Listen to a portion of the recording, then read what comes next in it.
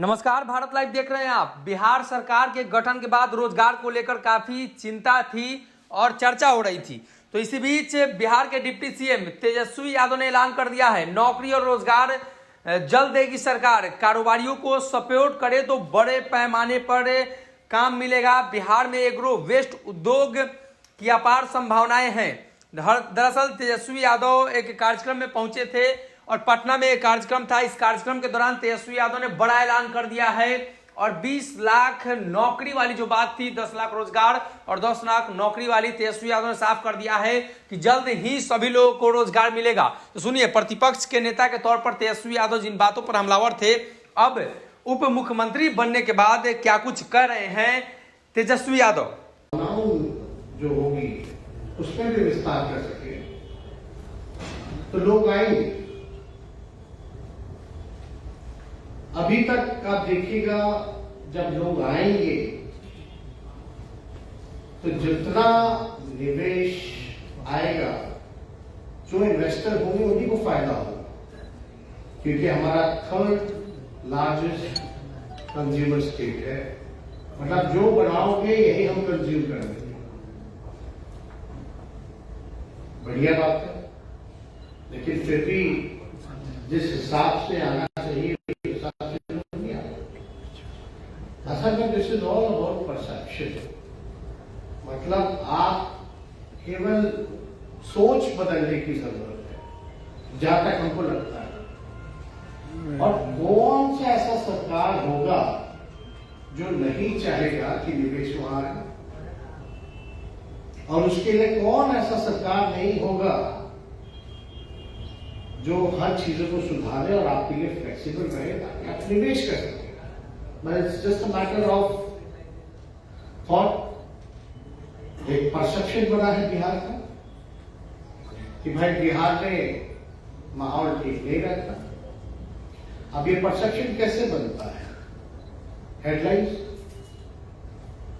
एक माइंडसेट है, और उस माइंडसेट के लोग नहीं चाहते हैं कि बिहार में निवेश। अब एज एन एग्जाम्पल,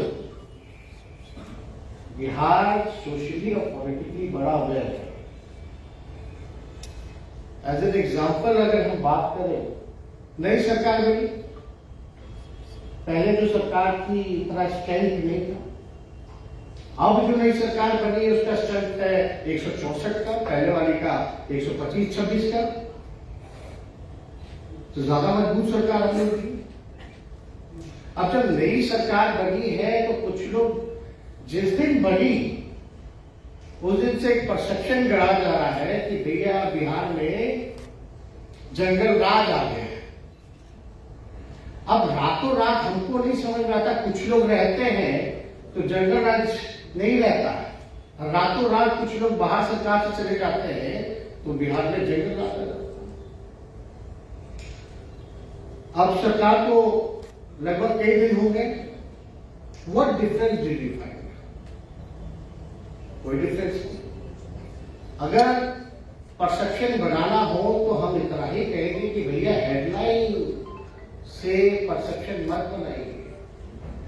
आप लोग तो निवेश करते हैं किसी चीज में, तो पूरा स्टडी करके, रिसर्च करके, एनालाइज करके आप निवेश लगाते हैं कि आपको फायदा होगा नहीं होगा। तो जब आप अखबार में खोल करके ऐसा कुछ देखते हैं तो हकीकत भी तो आपको जानना चाहिए, एनालाइज करना चाहिए, रिसर्च करना चाहिए। अब how do we research about it कि बिहार का माहौल कैसा है? About example law and order, you will go through the data है। लॉ एंड ऑर्डर का सबसे कॉन्क्रीट डेटा कौन देता है? एनसीआरबी, भारत सरकार का गृह मंत्रालय। बिहार का क्राइम रेट क्या है? ऑल ओवर देखा जाए तो 21वां रैंक है बिहार, 21वां। लेकिन परसेप्शन ऐसे बना हुआ है कि आप आइएगा तो पता नहीं क्या हो जाएगा। आप लोग सब जान रहे हैं, यहाँ इंडस्ट्री लाने के लिए कनेक्टिविटी बहुत जरूरी है। कनेक्टिविटी कनेक्टिविटी है, काफी इस क्षेत्र में काम हुआ। अब तो 3 एयरपोर्ट ऑपरेशनल हो गए। पहले से बोधगया चलता था, पटना चलता था, अब दरभंगा भी आ गया। तो आप देखिएगा, यहाँ कनेक्टिविटी हो या बिजली हो, या अभी नरेंद्र जी जिक्र कर रहे थे जमीन का, एकदम जमीन है, उपलब्ध है, इंडस्ट्री डिपार्टमेंट के पास भी है और अर्बन के पास तो है, हाउसिंग बोर्ड का कितना जमीन है, हर जगह है। हमने रिव्यू मीटिंग किया, हमने बताया कि भाई चाहे पटना मास्टर प्लान जो है पटना शहर का, हमको उसमें कोई इम्प्लीमेंटेशन उस हिसाब से नहीं होता है जिस हिसाब का प्लान बना हुआ है, केवल रखा हुआ है। हमने बोला कि भाई शहर तो बढ़ेगा ही बढ़ेगा और शहर में आबादी भी बढ़ेगी, तो हम उसको देखते हुए हमारा क्या प्लान है। मतलब यहाँ होता क्या है, बिल्डिंग पहले बन जाती है, बाद में रोड और नाला बाद में पहुंचता है।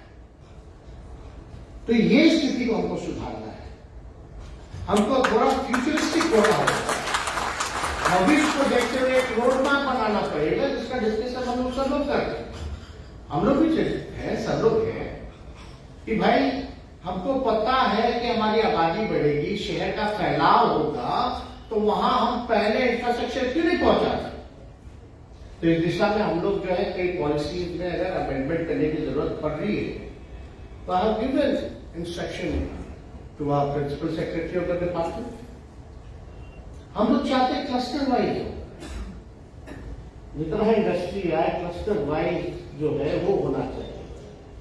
और जो भी आप इंफ्रास्ट्रक्चर आप बनाइएगा शहर के फैलाव को लेकर के, रेसिडेंशियल अलग, कमर्शियल अलग, ये सारी चीजें जो है अलग अलग होनी चाहिए। तो इस चीज को लेकर के हम लोग गंभीर हैं। ये सरकार आदरणीय श्री नीतीश कुमार जी के नेतृत्व में बनी है और हम लोगों की जिम्मेवारी है कि मिलकर के जो है इन सारी चीजों को हम लोग सुधारने का काम करें। लोग कहेंगे भाई Bihar is a backward state, landlocked state है, बाढ़ और सुखाड़ यानी फ्लड और ड्रॉट से हमारा परेशानी रहती है।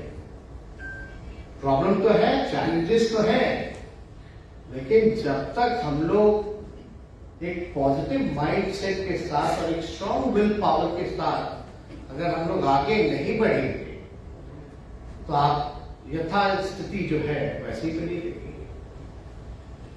कोई ना कोई, सब लोग, अगर कोई एक व्यक्ति तो बदलाव नहीं ला सकता। गलत फहमी में हम लोग नहीं रहे। कुछ लोग सोचते रहते होंगे कि भाई एक आदमी जो है देश को बदल देगा, ऐसा नहीं। इसमें सब लोगों की सामूहिक जिम्मेवारी है। आज बताइए, बिहार में ही नहीं देश में सबसे बड़ा मुश्किल काम क्या है? कोई बता दे। सबसे बड़ा मुश्किल काम हमको जो लगता है, लोगों को नौकरी और रोजगार देने का है। आज क्या स्थिति हुई, कोरोना में जो हुआ सो हुआ। कई स्मॉल स्केल डिमोनेटाइजेशन में क्या हुआ, ये सब लोग भूल गए। कौन सी पॉलिसी अच्छी है नहीं है, इस पे कोई चर्चा नहीं। आज सब कोई चुप है, किसी की हिम्मत नहीं कि डिमोनेटाइजेशन, जीएसटी के बारे में कोई बोल करके दिखा दे। नहीं बोल सकता। अब जहां बोलिएगा वहां पीछे लोग पड़ जाएंगे। कौन कौन तरह तरह का तंत्र आएगा आपके इंडस्ट्री को बर्बाद करेगा।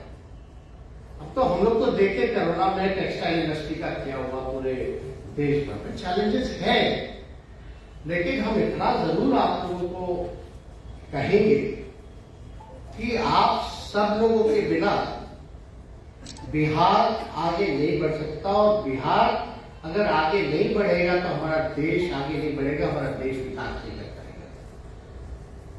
और हम लोग पढ़ाई, दवाई, कमाई, सिंचाई, सुनवाई और कार्रवाई वाली सरकार, ये हमारा एजेंडा है।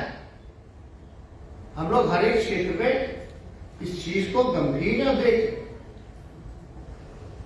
अभी रोजगार को लेकर के चर्चा हो रही है, नौकरी को लेकर के चर्चा हो रही है। रोजगार और सरकारी नौकरी में बड़ा अंतर है, लेकिन हम लोग जल्दी ही हम लोग बिहार के लोगों को सरकारी नौकरी भी देने जा रहे हैं और हम लोग रोजगार की व्यवस्था करेंगे। लेकिन जब रोजगार की जब व्यवस्था कराएंगे तो मैन पावर का है, वो बाहर जा रहा है, सब लोगों ने डिस्कस किया, चाहे एजुकेशन हो, हेल्थ हो, पढ़ाई के लिए, दवाई के लिए, रोजगार के लिए लोग बाहर जाते हैं। बाहर पैसा खर्च होता है और बाहर ही रह जाता है। यानी बिहार में जो आना चाहिए वो आता नहीं है, बल्कि और जा रहा है। अब इस चीज को हम लोग कैसे रोकें? लेकिन अब जितना कॉर्पोरेट सेक्शन भी है, इंडस्ट्री सोसाइटी भी है, आप लोग देखिएगा भाई पर्टिकुलर जगह ही जाना चाहता है। नए स्टेट जो बैकवर्ड स्टेट है, जो प्रोग्रेस करना चाह रहे हैं या कर रहे हैं, वहां नहीं आना चाहते, क्योंकि कहीं ना कहीं से एक माइंडसेट जो है वो ब्लॉक में है। अब आप बताइए कि हमारा बिहार का जियोग्राफिकल हर जिले का अलग है, और हमारे बिहार में अगर जाइएगा तो अलग अलग जिला अलग। अगर ये वीडियो पसंद आई और वह बिहार के राजनीति और बिहारियत से सरोकार रखेनी तो सब्सक्राइब बटन दबा के चैनल के सब्सक्राइब कर ली। ओजे एगो घंटी बा, ओकरा बटन दबा देला से कुल सटीक और मारक खबर रुआ मुफ्त में मिल जाई। अगर रुआ पत्रकारिता के हमनी के नया प्रयोग में सहयोग कर चाहतानी तो ज्वाइन बटन दबा दी। पेटीएम नंबर नोट कर ली 9386816700। धन्यवाद।